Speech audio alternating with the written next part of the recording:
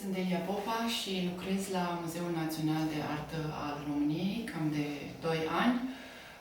Sunt artistă vizuală și pedagog de artă. Am început să lucrez cu copii în urmă cu mai bine de 20 de ani, când am început să dau ore la limba germană și limba engleză. Și de asemenea, în urmă cu aproximativ 12 ani, am început să lucrez cu programe de artă pentru copii prin asociația ArtCrowd, pe care am cofondat-o cu Vanda Maria Sturza, scenografă și prietenă a mea.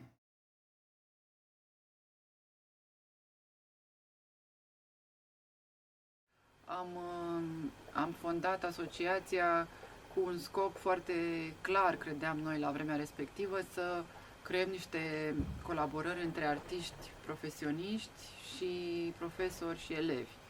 Deci aveam o influență din Anglia, Vanda lucrase și în Austria și în Anglia cu diferite ONG-uri și știam că există deja modelul ăsta de a avea copiii, de a avea acces la artiști și știam că e un model care funcționează și îmi doream și eu să fac asta și să aduc alți artiști în școli, ceea ce din păcate nu am reușit până acum, dar am reușit să introducem noi niște curicule în școli particulare, respectiv în after school-uri. Am făcut un curs de 1 an pentru copii de școli primare, care să conțină un pachet de elemente care nouă ni se păreau importante, respectiv să conțină și noțiuni de istoria artei, nu cronologic, ci tematic. Alegeam un anumit subiect care era de interes copiilor, era important pentru vârstele respective, de exemplu Animal fantastic sau portretul colegului meu sau orașul, drumul meu spre școală, elemente din lucruri pe care le întâlneau ei în fiecare zi și de asemenea o temă despre monștri și acelea le conectam la istoria artelor, la anumiți artiști în anumite perioade care aveau legătură cu subiectul respectiv și de asemenea le conectam la o anumită tehnică pe care o învățau copiii.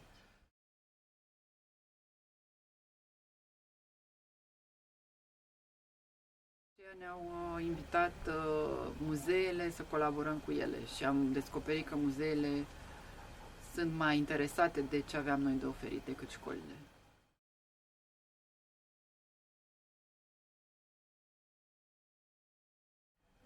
La muzeu lucrez fac niște ateliere de apropiere a copiilor de patrimoniul muzeului, adică de arta care se află în muzeu. Acelea durează cam 1 oră și jumătate, maxim 2 ore și sunt împărțite în 2.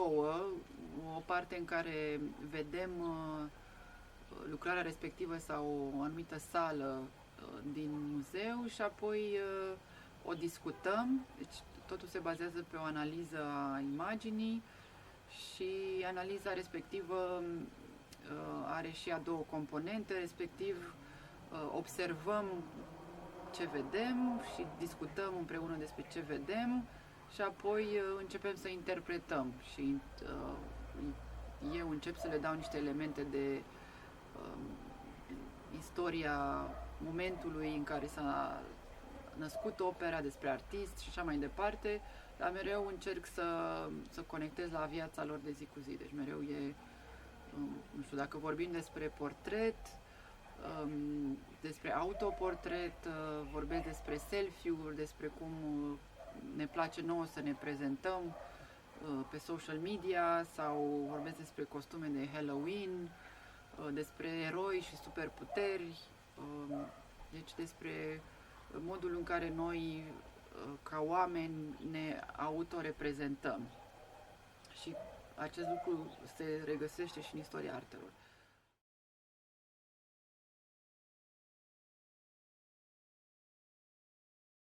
Educația plastică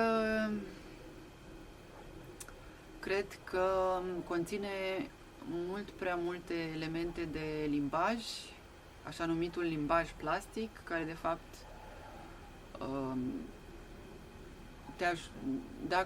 dacă ar fi să urmezi o carieră artistică, te-ar ajuta poate să construiești niște imagini, dar în același timp, pentru că pare că programa e foarte mult centrată pe acest limbaj, despre cum să faci ceva și cum gândesc specialiștii în arte vizuale, cum văd ei aceste elemente de construcție a imaginii. Mi se pare că ar trebui de fapt să ne concentrăm mult mai mult pe conținut și pe subiectele pe care arta de fapt le propune. Și de asemenea, cred că ar trebui să fie introdusă și arta contemporană în școli, pentru că copiii sunt mult mai receptivi, din experiența mea, la artă contemporană decât la o artă care s-a petrecut acum 500 de ani și care nu mai seamănă cu felul în care noi construim imagini astăzi.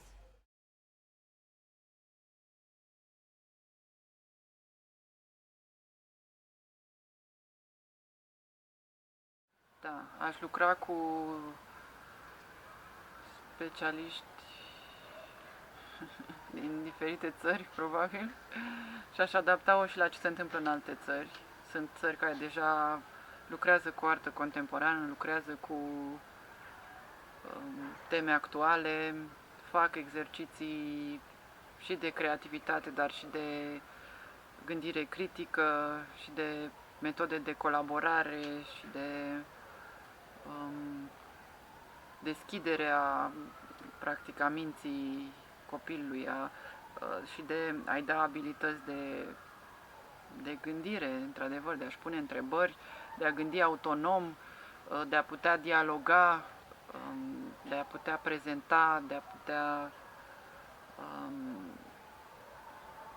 a putea fi spontan, adaptiv. Sunt niște abilități de viață pe care, dacă nu le primești în școală și, în copilărie, după aia e foarte greu să le recuperezi.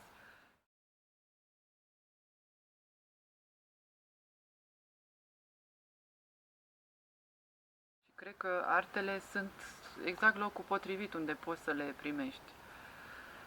Și nu-mi dau seama dacă aș gândi programa ca ceva interdisciplinar între arte, poate m-aș consulta și cu alți specialiști. Mie mi-ar fi plăcut și mi-ar plăcea să văd o programă care să conțină și teatru, și dans, și arhitectură, și scriere creativă, arte vizuale, tot ce înseamnă arte vizuale, tehnici. Deci să fie un ansamblu prin care să treacă copiii, să fie în anumite momente, anumite lucruri văzute în detaliu, și să aibă aceste teme mari relevante pe care studiază, și să folosească istoria artei ca reper, și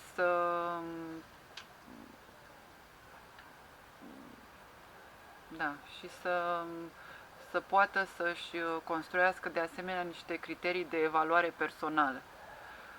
Deci ei să primească niște instrumente prin care să se autoevalueze și, mai mult decât atât, să învețe, să recunoască ce e important pentru ei, ce le face bine și care este aportul lor unic în lume. Asta este un lucru pe care școala trebuie să ți-l dea și artele au toate mijloacele necesare să-ți dea acest lucru.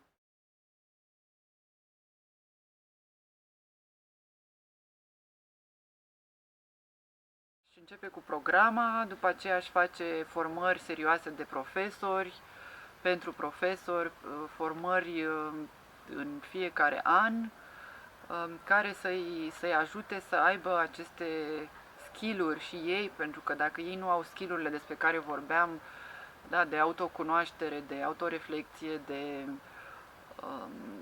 abilitatea de a te exprima creativ, de a comunica cu ceilalți, Dacă ei nu au aceste skill-uri, nu au cum să le dea copiilor și metodele pedagogice trebuie mereu dezvoltate și mereu noi învățăm. De fapt, noi suntem niște oameni care învață.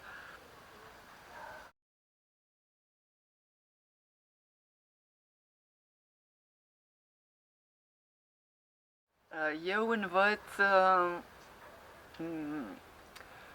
punându-mi o întrebare, tot timpul sunt bombardată de diverse informații, ca toată lumea, și anumite lucruri sau situații din viața mea și din ce văd în jur îmi pun anumite probleme. Nu? Sunt niște probleme pe care eu încerc să le rezolv. Nu știu dacă ar fi să dau un exemplu, cum pot eu să reacționez la criza ecologică ca artist. Asta e o problemă pe care mi-o pun. Nu mai fac artă din materiale care rezistă, care poate sunt nocive, fac artă care trece, fac artă din, nu știu, materiale reciclate, reciclabile, nu mai fac artă deloc, mă apuc să plantez copaci. Deci sunt niște probleme pe care mi le pun. Asta e un exemplu. Și pornind de la acele probleme încep să caut răspunsuri. Și încep să fac o cercetare. Cercetarea poate fi în cărți, nu știu, pe YouTube, vorbind cu alți colegi și așa mai departe. Deci încerc să aflu informații pe tema respectivă și să-mi fac ca un fel de arhivă.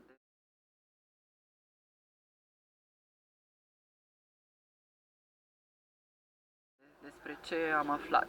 După aceea mă gândesc cum pot să fac ori o lucrare de artă din asta, ori, de exemplu, am avut o idee să îmi fac un autoportret ca un copac căzând. Pentru că vedeam că în jurul meu, unde am eu atelierul în satul Crețești din județul Ilfov, lângă București, s-au tăiat foarte mulți copaci stradali, adică toți, pe drumul județean, pentru că se lărgea drumul județean. Și am vorbit cu primarul, în fine, nu am reușit să schimb acest lucru și am rămas cu o senzație de neputință și de frustrare și, mă rog, suferință, să zicem. Și atunci, modul în care am reușit să procesez această situație a fost să fac un video în care, lângă nucul din grădina mea, un nucul plantat de bunicii mei, eu apăream aruncându-mă, căzând de mai multe ori. Și la un moment dat apare și câinele meu care se îngrijorează și vrea să vadă dacă sunt bine, iese din cadru, eu iarăși cad, în fine, și sunt mai multe etape care se văd în acest video și, bineînțeles, face referire la arta conceptuală a anilor 60-70. Sunt artiști care au tematizat și ideea de cădere și de dispariție și așa mai departe.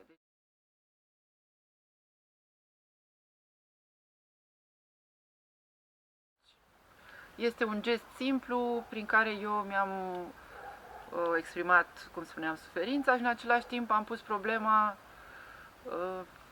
care e relația noastră cu copacul care cade. Ce se întâmplă cu noi dacă copacul respectiv cade. Și dacă era să iau tema asta pentru clasă, aș fi gândit un exercițiu care să fie potrivit pentru vârsta respectivă, aș fi gândit la o tehnică, nu știu, poate ceva ce îmi cerea școala respectivă sau ce aveau ei de studiat în programă, și prin acel exercițiu aș fi pus aceste probleme. Și apoi aș fi făcut un fel de expoziție cu ei, un fel de rezultat în care ei să vadă ce au făcut și ceilalți, să vadă ce au făcut și ei, și apoi am fi discutat cum ni se pare, nu neapărat s-ar fi criticat reciproc, nu neapărat ar fi discutat despre ceilalți, depinde de grup, depinde de durata atelierului și așa mai departe, dar am fi făcut un fel de reflexie asupra ceea ce am trăit împreună și ne-am fi gândit cum s-ar fi putut face altfel sau ce am vrea să facem în continuare.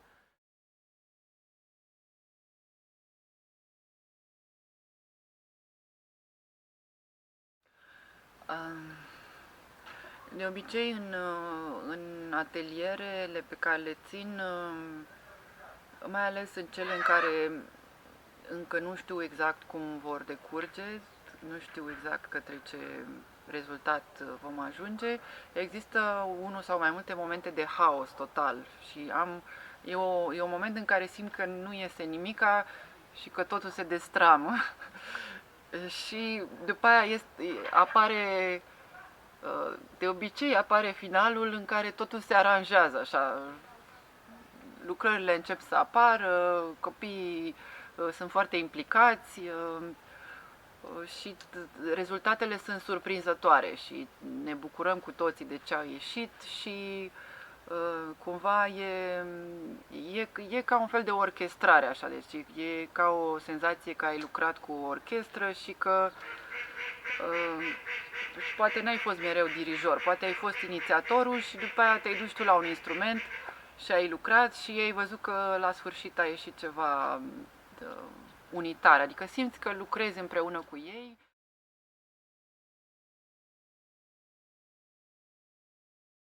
Îmi place să mă joc și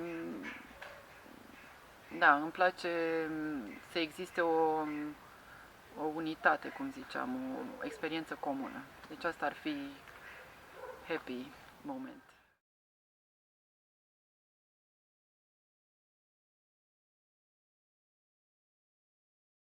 În sensul în care am dat exemplu anterior cu copacul căzând, că metoda mea de lucru ca artist și cercetarea pe care o fac și procesul prin care trec este similar cu procesul prin care trec ca pedagog, respectiv și când îmi pregătesc un material pentru un proiect sau o lecție, da, culeg materialele din aceste diferite surse, mă pun în starea de a cumva mă pun și în locul elevilor și mă gândesc cum ar fi să primesc tema asta și ce aș face. Și apoi când efectiv lucrez cu ei, vreau să intru în această stare de flow, că simt că împreună căutăm ceva și descoperim ceva.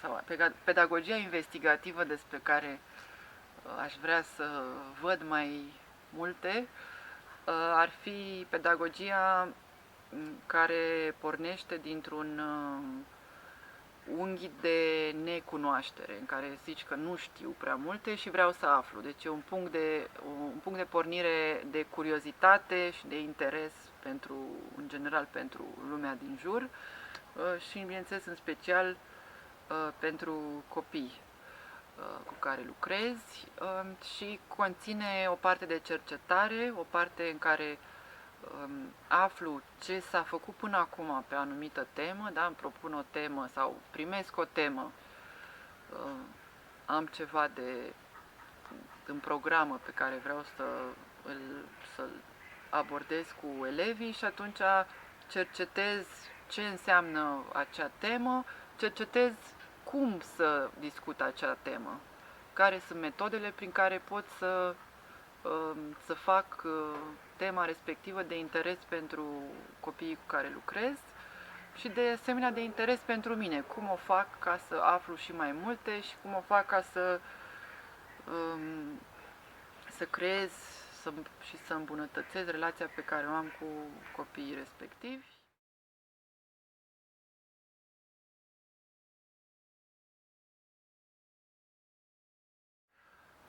Și apoi urmează faza în care testez sau pun în aplicare un anumit exercițiu, da, ceva practic prin care să abordez tema cu ei și apoi văd în ce măsură acel lucru a funcționat, și iarăși văd asta cu elevii, pentru că ei dau totuși un feedback, dacă sunt învățați să dea feedback, dau feedback foarte ușor și cu plăcere. Și da, ar fi bine tot timpul să existe și o parte de concluzie sau de reflexie. Și apoi să înceapă de la început acest proces și bineînțeles că tema respectivă poate să fie dată și de copii, adică nu trebuie tot timpul pedagogul să propună, pedagogul să dea la poartă.